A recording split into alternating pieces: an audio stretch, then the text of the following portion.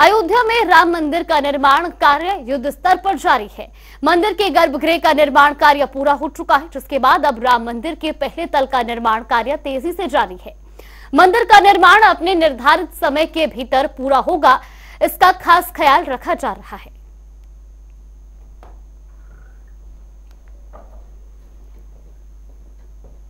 तो ये तस्वीरें भी आपको दिखा रही, जहां दिव्य राम मंदिर की ये तस्वीरें। तो वही निर्माण कार्य तेजी से जारी है। लगातार आपको बता दें कि युद्ध स्तर पर काम पूरा किया जा रहा है और ये तस्वीरें भी आपको दिखा रहे टीवी स्क्रीन पर भव्य राम मंदिर की ये तस्वीरें। तो युद्ध स्तर पर निर्माण कार्य लगातार जारी है और जिस तरीके से तस्वीरें भी आपको दिखा रहे हैं, इससे आप ये अनुमान लगा सकते हैं कि किस तरह से भव्य राम मंदिर का जो काम है वो युद्ध स्तर पर किया जा रहा है। तो वहीं आपको बता दें कि पहले तल का काम पूर्ण हो चुका है और अब वो दिन दूर नहीं जब भक्त अपने आराध्य श्री राम के दर्शन कर सकेंगे।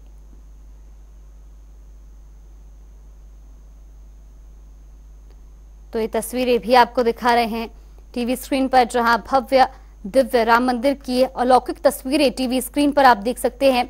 लगातार राम मंदिर का जो काम है वो जोरों शोरों से किया जा रहा है और ऐसे में इस चीज का भी खासा ख्याल रखा जा रहा है कि किसी भी तरह की कमी इसमें ना रहे, किसी भी तरह की बाधा निर्माण कार्य में ना आए। तो दिव्य राम मंदिर की तस्वीरें भी आपको दिखा रहे हैं।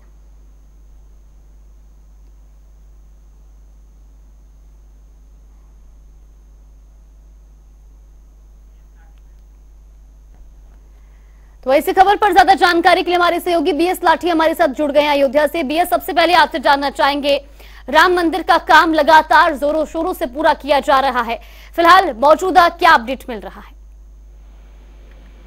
ये परिसर है, मैं पीछे में परिसर में खड़ा हूँ, देखिए लाइव तस्वीर है और पूरा जो पीछे दिख रही है जो राम मंदिर, जो पूरा राम मंदिर है वो पूरा आज जो बुलाया गया है, प्रेस ने दिया था और सारे पत्रकारों को बुलाया गया था और पत्रकार लोग आए हैं। ये कितना काम आए हैं, ये कितना काम जी बिल्कुल। और जिस तरीके से बीएस से तस्वीरें भी अब देखने को मिल रही है, युद्ध स्तर पर राम मंदिर का काम जारी है। फिलहाल आपका बहुत बहुत धन्यवाद हमारे साथ जुड़ने के लिए और तमाम जानकारी हम तक पहुंचाने के लिए। रुक करेंगे बड़ी खबर की और बड़ी खबर आपको बता दें इस वक्त की ये बड़ी और अहम जानकारी, यूपी बीजेपी संगठन की बैठक खत्म हो चुकी है। इस वक्त की बड़ी अपडेट आपको दे रहे हैं, जहां लगातार काम जो है यहाँ पर लगातार बैठकों का दौर जारी। तो वही प्रदेश के सभी पदाधिकारी इसमें शामिल हुए। लोकसभा चुनाव को लेकर बैठक में चर्चा हुई है। इस वक्त की बड़ी खबर, यूपी बीजेपी संगठन की बैठक खत्म हो चुकी है।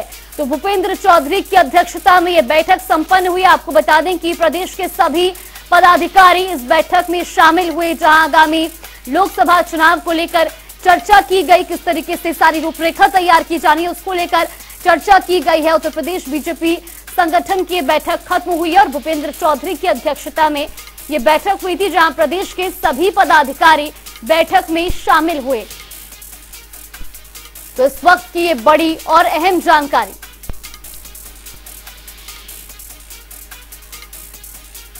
वहीं प्रदेशाध्यक्ष भूपेंद्र चौधरी की अध्यक्षता में यह बैठक संपन्न हुई है। तो वही खबरों में आगे बढ़ेंगे, जहां लोकसभा चुनाव 2024 को लेकर उत्तर प्रदेश में बीजेपी ने तैयारी शुरू कर दी है। बीजेपी केंद्र और प्रदेश की टीम बड़े स्तर पर बदलाव में जुट गई है। इसी बीच जिला और महानगर की टीम में अध्यक्ष पद पर बड़े स्तर पर फेरबदल होगा। इन्हीं सभी मुद्दों को लेकर हमारे संवाददाता अनूप कुमार सिंह ने बीजेपी प्रदेशाध्यक्ष भूपेंद्र चौधरी से खास बातचीत की। क्या कुछ उन्होंने कहा वो भी आपको सुनवाते हैं। लोकसभा 2024 का चुनाव भारतीय जनता पार्टी जिलों की नई टीम के साथ चुनाव लड़ेगी और उसमें तमाम जिला अध्यक्ष बदले भी जा सकते हैं। हमारे साथ ज्यादा सवालों के उत्तर के साथ यूपी बीजेपी प्रदेश से भूपेंद्र चौधरी सर हैं। सर, आज की जो बैठक काफी महत्वपूर्ण है और ये माना जा रहा है कि जिलों में जो टीम है वो नई बदलाव हो सकता है। नहीं, आज की बैठक जो पार्टी के हमारे अभियान है, कार्यक्रम है, उनकी समीक्षा के लिए हम लोग बैठे। अभी 7 तारीख को माननीय राष्ट्रीय अध्यक्ष जी के नेतृत्व में एक बैठक दिल्ली हुई है, तो उन्होंने जो एजेंडा तय किया है लोकसभा चुनाव से पहले, ये जो काम तय किए हैं हम लोगों के लिए, उन कामों की भी चर्चा हम अपने पदाधिकारियों के साथ करेंगे। हमारी रूटीन बैठकें हैं और हम अपने संगठन के काम की समीक्षा और आगामी कार्यक्रम अभियानों के लिए जो भी पार्टी का निर्देश होता है उस पर लेकर हम लोग आगे बढ़ते हैं। तो हमारी रूटीन बैठक है, उसी क्रम में आज की बैठक आयोजित की गई है। सर, एक सवाल यूसीसी पर है, क्योंकि यूसीसी पर कुछ अब मुस्लिम धर्म आगे आने लगे हैं। वो नमाज के बाद प्रचार प्रसार की, उनको विरोध की बात करते हैं। तो क्या वो राजनीतिक दल हैं, राजनीति से जुड़े हुए हैं, या वास्तविकता है? नहीं, देश की जनता कॉमन सिविल कोड के पक्ष में है और हमारी पार्टी का भी इसमें स्टैंड क्लियर है। हम लोग कॉमन सिविल कोड के पक्ष में पार्टी है, तो निर्णय सरकारों को करना है, सरकार निर्णय कर रही है। मुझे विश्वास है जल्दी इस पर कोई कार्रवाई होगी। सर, एक आखिरी सवाल है, क्योंकि तमाम जो आपकी बैठक दिल्ली में हुई, तमाम जो विधायक थे वो अपना काम जो समय से नहीं कर पाए हैं महाजनसंपर्क अभियान का, उसके लिए समय बढ़ाया गया है। क्या दिशा निर्देश हैं, कब तक पूरा करेंगे? महासंपर्क अभियान माननीय प्रधानमंत्री जी के सेवा, सुशासन और गरीब कल्याण को समर्पित 9 वर्ष पूरा होने के उपलक्ष्य में पार्टी ने जो कार्यक्रम 30 मई से 30 जून तक चलाया है अभियान, उसमें सारे कार्यक्रम बहुत सफलतापूर्वक सफल हुए हैं। बड़ी संख्या में लोगों की, हमारे कार्यकर्ताओं की उसमें भागीदारी रही है और हम घर घर तक पहुँचे हैं। अभी 2 हमारे पार्टी के कार्यक्रम हैं जिन पर अभी समय पार्टी ने कहा है आगे बढ़ने के लिए, तो हम लोग उस पर आगे बढ़ रहे हैं। लेकिन मैं सभी प्रदेशवासियों का, अपने कार्यकर्ताओं को धन्यवाद देता हूं कि हमारी पार्टी का जो संकल्प है घर घर तक अपनी बात पहुंचाने का, हमारे कार्यकर्ताओं ने बहुत अच्छे से उसे पूरा किया। शुक्रिया सर। तो यूसीसी पर भूपेंद्र चौधरी, यूपी बीजेपी प्रदेश अध्यक्ष, का कहना है कि उत्तर प्रदेश में सभी समाज के लोग या सभी वर्ग यूसीसी के पक्ष में है, और जहां तक जनसंपर्क अभियान की बात करें तो वो 15 तक बढ़ाया गया है, और उनके साथ जो जनता के पास घर घर पहुंचने की भाजपा ने कोशिश भी की है। कैमरा पर्सन आशीष के साथ अनुचिंदा, टीवी, लखनऊ। तो वही अयोध्या में राम मंदिर का निर्माण कार्य युद्ध स्तर पर जारी है। मंदिर के गर्भगृह का निर्माण कार्य पूरा हो चुका है, जिसके बाद अब राम मंदिर के पहले तल का निर्माण कार्य तेजी से जारी है। मंदिर का निर्माण अपने निर्धारित समय के भीतर पूरा हो, इसका खास ख्याल रखा जा रहा है। तो ये तस्वीरें भी आपको दिखा रहे हैं दिव्य मंदिर की, जहां पर लगातार युद्ध स्तर पर काम जारी है। अगर बात की जाए मौजूदा अपडेट की, तो फिलहाल भूतल का जो सुपर स्ट्रक्चर का निर्माण कार्य है वो पूरा हो चुका, और इसी के साथ अब युद्ध स्तर पर प्रथम तल का निर्माण कार्य भी शुरू हो गया है। तो वही इसी खबर पर ज्यादा जानकारी के लिए हमारे सहयोगी बीएस लाठी हमारे साथ जुड़ गए। बीएस, सबसे पहले आपसे जानना चाहेंगे, राम मंदिर का काम लगातार युद्ध स्तर पर जारी है, फिलहाल क्या कुछ अपडेट मिल रही है? ठीक है जागृति, हम ये भूतल है, भूतल पे खड़े में कैमरे से दिखा रहा हूँ। कैमरे की जो तस्वीर है, जी गेट पॉइंट है, और ये सबसे बड़ा जो एक्सक्लूसिव तस्वीर है जनता की, आप देख रहे हैं जो देश विदेश में बैठे लोग, ये जो अपने आप में एक सुंदर और एक मनमोहक तस्वीर है भगवान रामलला के गर्भगृह की, जो दरबार की जो पहली तस्वीर आई है, प्रथम पेज किया पहली बार मीडिया को ट्रस्ट द्वारा बताया गया था। और ये देखिए जो लाल पत्थर तुलसी, ये राजस्थान के पत्थर है। तो इसको देखो किस तरह से इसकी नक्काशी की गई है, किस तरह से इसको तराशा गया है, और किस तरह से भगवान राम के आकार को उसमें लगाया गया और दिखाया गया कि ये भगवान राम का मंदिर है, और ये भगवान राम से जुड़ा हुआ ये उनका घर कहा जाए या उनका स्थान कहा जाए, आस्था का प्रतीक हिंदू आम जनमानस का ये जो मंदिर मनमोहक का ये प्रथम फेज का जो कार्य है, ये पूरा हो चुका है। और जो प्रथम फेज है, वो पूरा हो चुका है। दूसरे फेज की जो तैयारी है वो शुरू हो चुकी है। तो आज जो ट्रस्ट के लोग हैं, मीडिया को बुलाया गया था कि हर कोई हिंदू आम जनमानस या कार्तिक हो या हर हिंदू हो जो देश विदेश में बैठे हैं, वो जानना चाहते हैं कि कितना राम मंदिर का काम पूरा हुआ। तो ये जो है प्रथम फेज का काम पूरा हो चुका है। या अगर बात की जाए तो इसका आकार है जो गर्भगृह की बनाने की जो चल रही है, उसकी सुंदरता है, जो खूबसूरती है, उसको सजाया जा रहा है। और जो कहा गया कि मकर संक्रांति के बाद जो अच्छा शुभ मुहूर्त आएगा, उसी में देश के प्रधानमंत्री नरेंद्र मोदी के साथ इसका भूतल कंप्लीट हो चुका है। तो उसकी प्राण प्रतिष्ठा देश के प्रधानमंत्री नरेंद्र मोदी करेंगे। जी जागृति। जी बिल्कुल बीएस, ये भी जानना चाहेंगे, जिस तरीके से कहा जा रहा है कि निर्माण कार्य में कोई बाधा ना आ पाए, इसके लिए हर तरह से तैयारी की गई है। अब मौसम भी खराब है, बरसात का समय चल रहा है, और ऐसे में निर्माण कार्य में किसी तरह की बाधा ना आए, इसके लिए किस तरह की व्यवस्थाएं वहां पर की गई है? देखिए यहाँ कोई लेबर काम नहीं कर रहा, यहाँ जो आम जनमानस बड़े बड़े कंपनी से जो लोग, तमाम कंपनी के लेबर है, मगर जो लोगों की आस्था है, जो विश्वास है, जो सर्विस छोड़ कि हम भगवान राम का घर बना रहे हैं, हर एक चीज होता है देवी देवताओं का, तो हर जो लेबर यहाँ चाहे बारिश हो चाहे जो, आज संडे है, संडे के दिन भी काम चल रहा है, नक्काशी की जा रही है, तराशा जा रहा है, तो चाहे बारिश हो या कुछ हो, जो हर हिंदू आम जनमानस या जो कारीगर लगे हैं, जो भगवान राम के भक्त है, वो बना रहे हैं घर। अनु भाई सोमपुरा तमाम मंदिर बनाए हैं, तमाम आर्किटेक्ट हैं, तो जो लोग हैं चाहे बारिश हो या कुछ हो, वो उसमें कभी रुकावट नहीं आएगी। जागृति, ये हिंदू आम जनमानस का भगवान राम का घर बन रहा है, तो लोग मेहनत से, अपने त्याग से और अपने उससे, अपनी खुशी से भगवान राम का घर बना रहे हैं। या कोई ऐसा लेबर नहीं कि बारिश हो गई तो काम बंद होगा। जी बिल्कुल बीएस, बहुत बहुत धन्यवाद आपका हमारे साथ जुड़ने के लिए और तमाम जानकारी हम तक पहुंचाने के लिए। वहीं खबरों में आगे बढ़ेंगे, जहां बीजेपी 2024 लोकसभा इलेक्शन की तैयारियों में कोई कसर छोड़ना नहीं चाहती है, तो वहीं कौशल विकास मंत्री कपिल देव अग्रवाल का कहना है कि लोकसभा में सिर्फ कमल ही खिलेगा। इन्हीं सभी मुद्दों को लेकर हमारे संवाददाता ने मंत्री कपिल देव अग्रवाल से खास बातचीत की। क्या कुछ उन्होंने कहा वो भी सुनिए। यूपी पश्चिम में क्या होगा, क्या समीकरण बदलेंगे, इन सब तमाम सवालों के उत्तर के साथ हमारे साथ कपिल देव अग्रवाल मंत्री जी हैं। मंत्री जी, क्या लगता है, आपने 2022 में देखा किस तरीके से पश्चिम में थोड़ा भाजपा कमजोर थी, लेकिन आप जीत कर आए थे, इस बार क्या समीकरण है वहां के? इस बार और अधिक मतों से जीतेंगे और बढ़िया जीतेंगे, क्योंकि प्रधानमंत्री जी को जिस प्रकार से 2 बार उत्तर प्रदेश की जनता ने, देश की जनता ने एक विश्वास उनके प्रति व्यक्त किया, 2 बार योगी आदित्यनाथ जी के प्रति उत्तर प्रदेश में विश्वास व्यक्त किया, इसका मतलब लग रहा है कि उनका प्रमाण, उनकी प्रामाणिकता, उनका कर्तृत्व, उनका कथन, उनकी बात, उनकी शैली, उनका विकास की योजनाएं, जनता के लिए कल्याणकारी योजनाएं धरातल पर दिख रही हैं। विपक्ष के बाद कोई मुद्दा ही नहीं बचा है जो किसी को याद के बाद जाकर के लोगों से वोट मांग रहे हैं। आज भारतीय जनता पार्टी बहुत मजबूत स्थिति में है और पहले से अधिक मतों के साथ हम जीत करके आए। 22 में थोड़ा कमजोर थी, पश्चिम में नाराज थे लोग, किसान, और कोई नाराजगी नहीं थी। कुछ 4-5 सीटें हमारे अपने जनपद के अंदर, उनको इस बार हम जीत के आएंगे।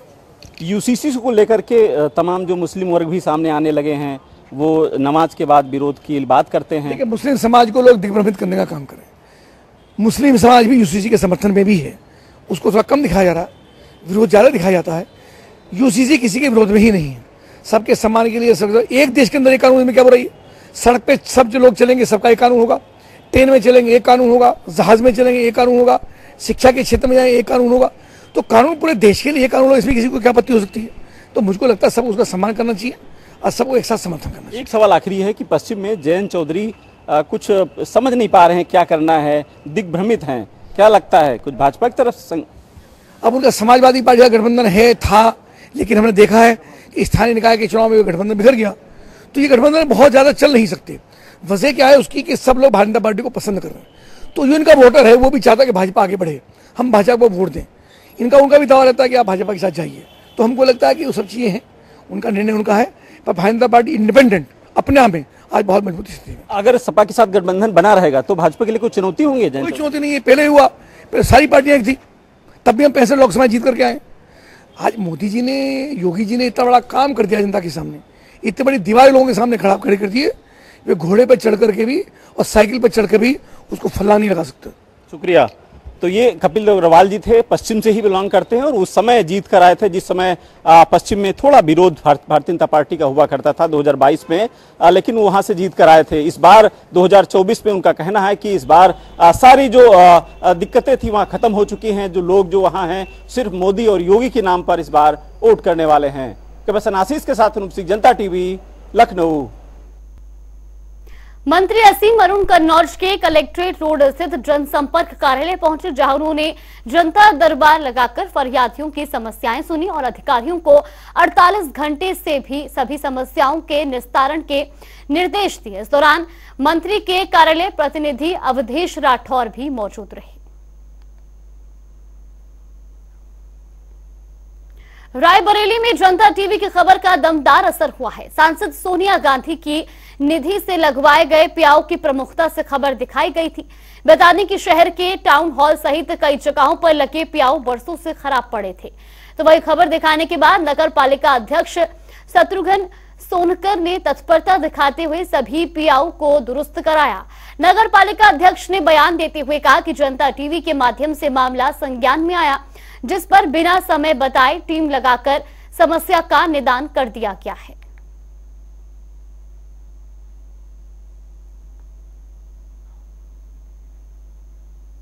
वाराणसी में बारिश की वजह से गंगा नदी का जलस्तर बढ़ गया है। जलस्तर बढ़ने से कई घाट आंशिक रूप से डूब गए हैं। इन घाटों में 80 घाट, दशमेश घाट और नमो घाट भी शामिल है। जलस्तर बढ़ने से जहां घाट डूब रहे हैं तो वहीं अब निचले इलाकों में रहने वाले लोगों में भी डर का माहौल बना हुआ है। अभी जलस्तर तो रोज बढ़ रहा है थोड़ा थोड़ा।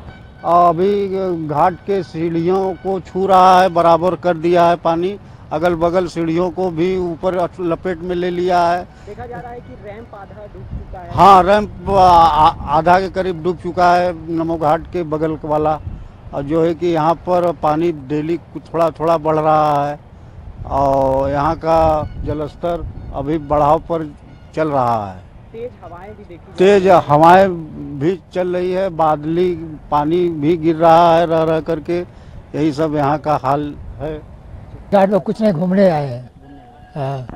गंगा का जलस्तर धीरे धीरे बढ़ रहा है, क्या स्थिति है नमो घाट? ये बढ़ रहा है, धीरे धीरे बढ़ रहा है गंगा माई। हाँ, अभी संभावना बढ़ने का। ये पानी कहाँ का पानी है जो ये पानी मानसून तो लेट आया, बारिश। हाँ, तो ये पानी आया नेपाल स्थान से पानी आ रहा है। क्या स्थिति है? सीढ़ियाँ काफी डूब चुकी हैं, रैंप भी आधा डूब चुका है। हाँ, रैंप भी हो गया, सीढ़ी भी डूबी गया। अभी डूबे था धीरे धीरे। पानी रोज बढ़ रहा है, थोड़ा थोड़ा पानी रोज बढ़ रहा है। और रुक करेंगे 4 मिनट में 18 मंडल की खबरों का। पीलीभीत में अनियमितताओं के चलते शीतल अस्पताल सील। ओटी में मिली शराब की बोतल। प्रशासन की इस कार्रवाई से अस्पताल संचालकों के खिलाफ खलबली मच गई। इटावा में किसान की आकाशीय बिजली गिरने से मौत। पुलिस मौके का मुआयना करने पहुंची। कानपुर देहात में डबल मर्डर से इलाके में फैली सनसनी। हथौड़ा मारकर पति पत्नी की गई हत्या। पुलिस जांच में जुटी। देवरिया में दबंगों ने महिला समेत दर्जनों लोगों को पीटा। 5 घायल। पिटाई का वीडियो वायरल। 4 आरोपी गिरफ्तार। बाराबंकी में नदी में नहाने गया बच्चा डूबा। पुलिस ने गोताखोरों की मदद से शव को बरामद किया। बदायूं में विवाहिता ने की आत्महत्या। पारिवारिक कलह के चलते उठाया कदम। पुलिस ने शव को कब्जे में लिया। बदायूं में दबंग ने स्कूल में घुसकर की मारपीट। Video viral. अध्यापकों के साथ की मारपीट। अध्यापकों ने थाने पर दबंग के खिलाफ दी तहरीर।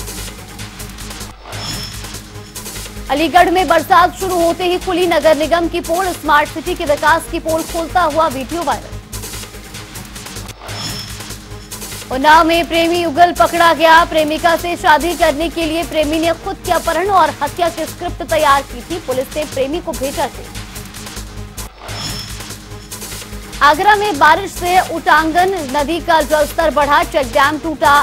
नदी के किनारे में आया कटाव। रास्ता हुआ बंद। चित्रकूट में सरकारी भांग की दुकान में बेचा जा रहा गांजा। Video viral. दुकान के मालिक पर कार्रवाई शुरू। फतेहपुर में बिजली गिरने से मकान की दीवार गिरी। मलबे में दबकर बुजुर्ग महिला की मौत। पुलिस ने शव को पोस्टमार्टम के लिए भेजा। सहारनपुर में सेवानिवृत्त कर्नल के साथ धोखाधड़ी कर करोड़ों की ठगी करने वाले 30 से अधिक लोगों के खिलाफ जांच शुरू। बदायूं में यूट्यूबर वैष्णवी पटेल ने एफआईआर को बताया अपने खिलाफ साजिश। बोली वैष्णवी मनु ने अपनी मर्जी से की शादी। पुलिस पर टॉर्चर करने का लगाया आरोप। आगरा में पुलिस और बदमाशों की मुठभेड़। लूट की वारदात को अंजाम देने आए थे बदमाश। एक बदमाश को लगी गोली। मैनपुरी में 7 वर्षीय मासूम के साथ हुई हैवानियत। घर के पास मकान में किया दुष्कर्म। हालत बिगड़ने पर कराया गया भर्ती।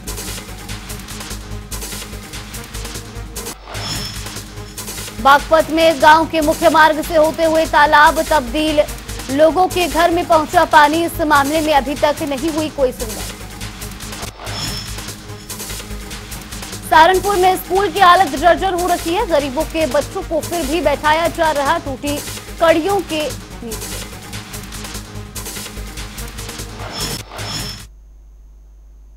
चलिए बुलेटिन में फिलहाल के लिए बस इतना ही। आप देखते रहिए जनता टीवी।